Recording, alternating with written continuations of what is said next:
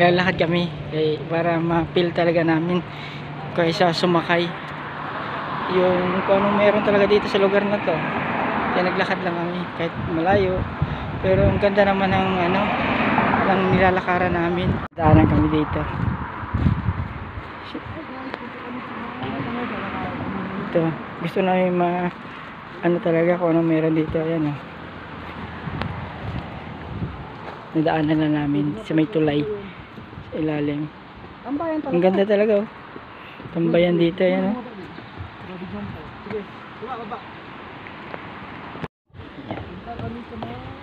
dito kami ngayon sa ilalim ng tulay. Nadaanan na namin. Ayan, ganda nito. Ayan, isang punong ng kahoy, umupo lang sa gilid.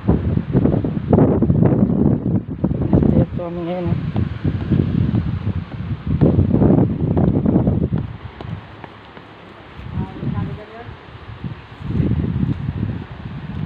Ito, sa ilalim na kami ng tulay. Yan, may nag-drawing dito sa ilalim ng tulay.